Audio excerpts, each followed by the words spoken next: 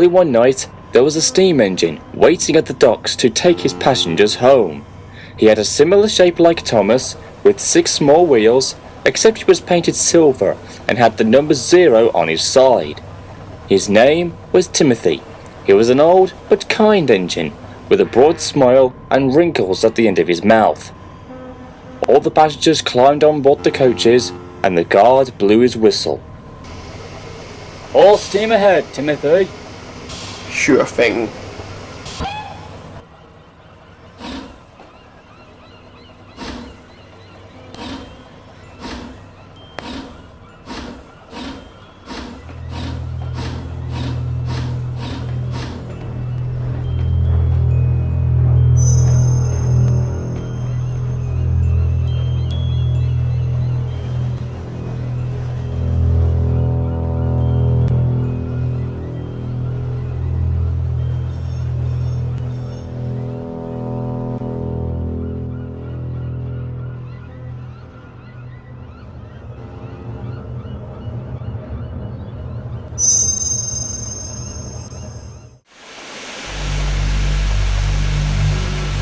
Timothy was soon puffing down the line in the countryside, with the rails humming and the carriages clattering behind him. The moon was full, the signals were down, and the wind was blowing gracefully.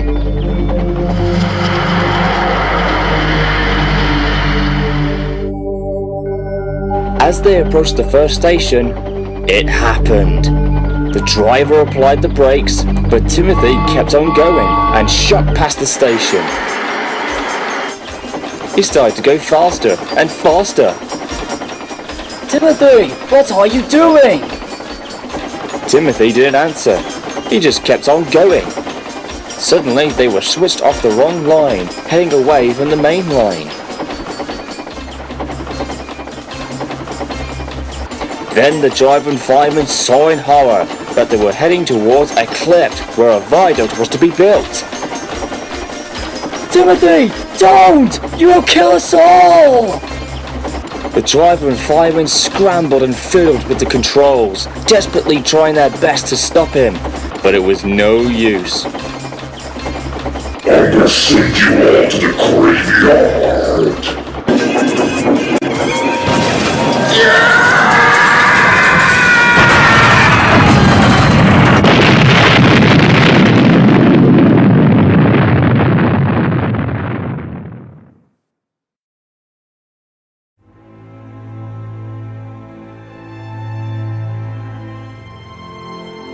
The train had crashed through the blockade and had fallen into the ravine below, killing everyone on board.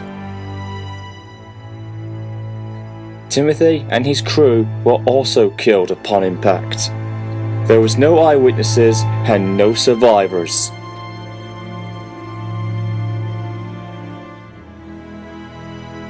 The wreck was found by the workmen the following day, but they couldn't identify who the engine was due to being blown up and charred beyond recognition. When investigators came, they had very little evidence to go on, but the bodies of the driver and fireman were found, and they thought they had tried to save the locomotive and the passengers, but couldn't in time. Investigators ruled it as a normal tragic train accident with mechanical failure to the controls as the cause of the crash.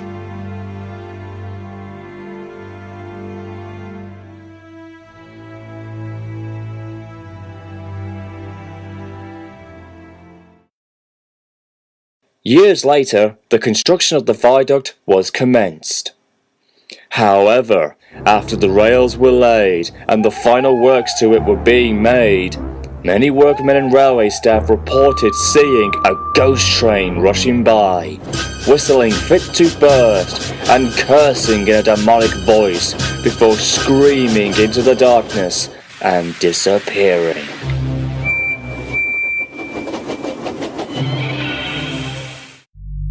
Many witnesses didn't know that it was the ghost of Timothy haunting the viaduct, but nobody really knew whether to believe it or not.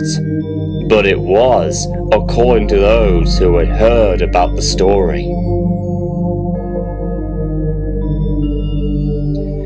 And every year, on the date of his suicidal accident, Timothy runs again as a warning to others, plunging into the gap, shrieking like a lost soul.